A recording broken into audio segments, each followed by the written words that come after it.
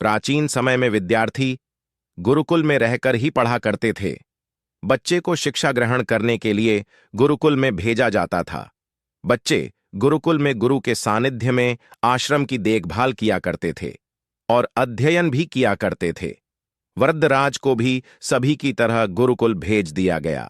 वहां आश्रम में अपने साथियों के साथ घुलने मिलने लगा, लेकिन वह पढ़ने में बहुत ही कमजोर था। गुरुजी की कोई भी बात उसके बहुत कम समझ में आती थी। इस कारण सभी के बीच वह उपहास का कारण बनता है। उसके सारे साथी अगली कक्षा में चले गए, लेकिन वो आगे नहीं बढ़ पाया। गुरुजी ने भी आखिर हार मानकर उसे बोला, बेटा वरदराज, मैंने सारे प्रयास करके देख लिए हैं।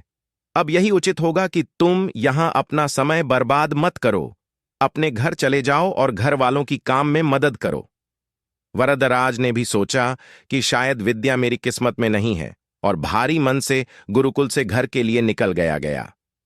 दोपहर का समय था। रास्ते में उसे प्यास लगने लगी। इधर उधर देखने पर उसने पाया कि थोड़ी दूर पर ही कुछ महिलाएं कुएं से पानी भर रही थीं। वह कुएं के पास गया। वहां पत्थरों पर रस्सी के आने जाने से निशान बने हुए थे, तो उसने महिलाओं से पूछा, यह निशान आपने कैसे बनाए? तो एक महिला ने जवाब दिया, बेटे, यह निशान हमने नहीं बनाए। ये तो पानी खींचते समय इस कोमल रस्सी के बार बार आने जाने से ठोस पत्थर पर भी ऐसे निशान बन गए हैं। वरदराज सोच में पड़ गया। उसने विचार किया कि जब एक कोमल से रस्सी के बार बार आने जाने से एक ठोस पत्थर पर गहरे निशान बन सकते हैं, तो निरंतर अभ्यास से मैं विद्या ग्रहण क्यों नहीं कर सकता। वरदराज ढेर सारे उत्साह के साथ वापस गुरुकुल आया और अथक खड़ी मेहनत की। गुरुजी ने भी खुश होकर भरपूर सहयोग किया। कुछ ही सालों बाद यही मंदबुद्धि बालक वरदराज आगे चलकर संस्कृत व्याकरण का महान विद्वान बना, जिसने लघु सिद्धांत कौमुदी, मध्य सिद्धांत कौमुदी, सार सिद्धांत कौमुदी, गीर्वाणपद मंजरी की रचना की। अभ्यास की शक्ति का तो कहना ही क्या है।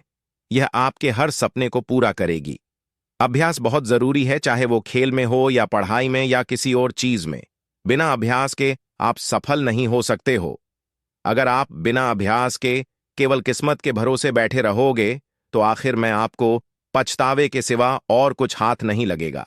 इसलिए अभ्यास के साथ धैर्य, परिश्रम और लगन रखकर आप अपनी मंजिल को पाने के लिए जुट जाएं।